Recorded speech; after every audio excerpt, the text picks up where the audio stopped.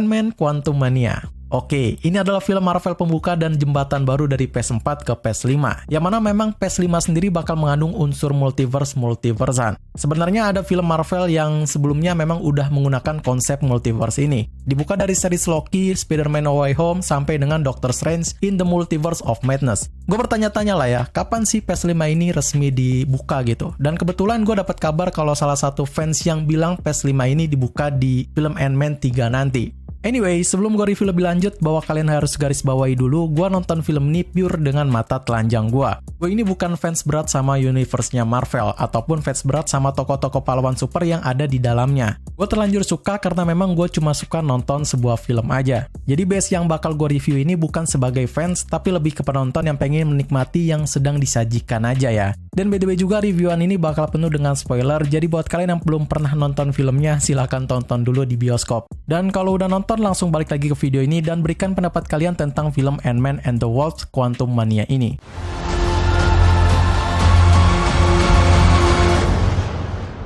So, what's it gonna be, Ant-Man?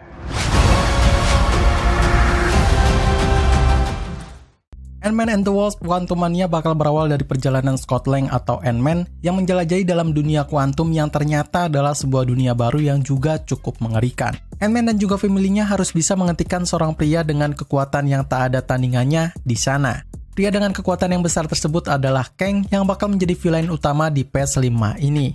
Let's talk about the story. Cerita yang bakal dibangun di film Ant-Man and the Wasp Quantumania ini bakal dibangun atau dibikin sangat fresh dengan versi komiknya. Peyton Reed bersama Jeff Loveness bakal buat story Ant-Man ini sangat beda dengan dua film sebelumnya, di mana rasa ikonik dari Marvelnya sendiri hilang gitu men seketika pas kalian nonton film ini. Gue nggak menyangka gitu bakal se-wild ini ya. You cannot trust him. I don't care who this guy is.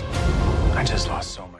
Banyak karakter yang bakal tampil baru di dalam filmnya ini. Dan ada juga karakter yang memang udah tampil duluan di film lainnya, bakal masuk ke film ini juga men. Dan salah satunya adalah Jonathan Majors yang tampil sangat apik banget di film ini. Semua orang pasti setuju lah, Jonathan yang berperan sebagai Kang the Conqueror bakal menjadi sangat bersinar banget di film Ant-Man ini. Dan ada surprising moment juga dari MODOK yang bakal tampil dengan aneh di film ini men. Asli, entah kenapa ini karakter bikin gua, menghela napas gitu ya.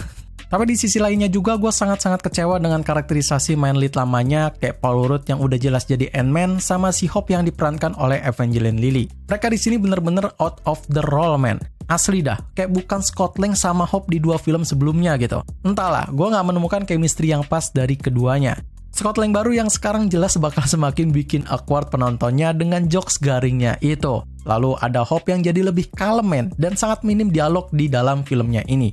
Gini loh, ini kan judulnya Ant-Man and the Wasp ya. Walaupun memang dengan embel-embel multiverse, ya mbok jangan korbankan juga dong karakterisasi dari para main lead di utamanya gitu. Pastilah mereka panggung ya kan, apalagi ini kan film terakhir dari Ant-Man-nya Scott Lang. Jadi buat kesan akhir bagus lah buat mereka. Bikin memori indah buat keluarga pengendali semut ini, bukan justru malah sebaliknya. You're an interesting man, Scott Lang. You're an Avenger. Oke, gue bakal bacot lebih dalam lagi di visualnya ini. Soalnya cukup seru juga gitu bacotin film Marvel lebih mendalam lagi. By the way, ini menurut dari mata telanjang dan pendapat personal gue aja ya. Kalau kalian gak suka, tolong jangan tersinggung. Bisa tulis aja pendapat kalian di kolom komentar, biar nanti gue baca dan kalau sempet bisa bacotin bareng lah ya.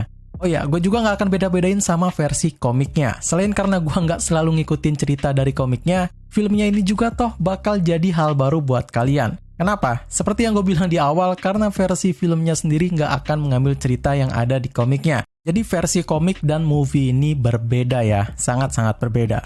Lanjut, visual dalam filmnya mungkin bakal semakin lebih smooth dibandingkan kedua film Marvel yang udah tayang kemarin. Gue lebih bisa mendapatkan feel-nya dan bisa lebih merasakan kalau film ini tuh still film Marvel gitu. Cuma memang konsepnya sendiri udah terlalu wild dan udah di luar nalar gitu coy. Jadi bikin visual yang tadinya gue cap bagus dan menarik malah bikin bad mood gitu. Kalau kalian pernah nonton film Star Wars, ya vibes-nya bakal seperti itu. Tapi nggak semenarik Star Wars ya, ada di bawahnya itulah.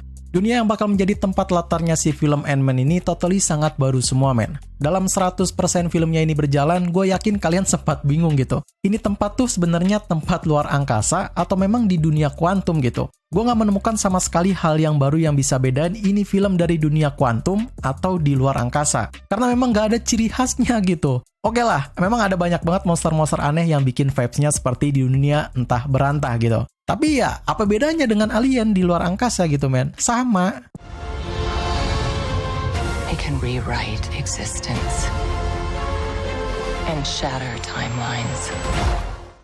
Di film ini buat kalian yang memang pengen nostalgia sama film-film seri MCU kayak sebelumnya, udahlah men, move on. Kalian gak bakal nemuin vibes yang sama kayak PS4 kemarin. Di PS5 ini totally buat audiens yang memang udah mengerti aja akan alur ceritanya. Buat bocil mending skip dah tuh ngidolain para pahlawannya. So, ada banyak banget sih para penonton terutama yang emang ngefans berat sama semua seri maupun komik dari Marvel. Mereka banyak yang bilang ini tuh cuma jadi pengantar dari PS4 ke PS5 aja. Jadi wajar dong kalau filmnya kurang maksimal. Man, gue kalau boleh jujur ya, that's bullshit. Justru pengantar atau awal dari terjadinya, gue bakal bilang ini arc baru ya. Harusnya dibuat lebih maksimal dan harus berkesan dong ya, agar bisa menghook para penontonnya gitu. Apalagi harusnya arc baru atau phase whatever lah, adalah kesempatan emas buat Marvel untuk menunjukkan wajah baru sosok pahlawan yang memang Marvel adalah salah satu pemasok superhero keren yang juga ikonik semua. Tapi itu semua saya nggak ditampilkan di dalam film ini, dan bahkan Ant-Man-nya sendiri pun nggak kelihatan men.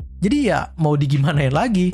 Semoga kedepannya film-film Marvel terus bisa mengimprove hal baru dan hal yang menarik lagi. Gue berharap PS5 ini bukan menjadi PS yang dicap gagal dan ditinggalkan seluruh fansnya ya.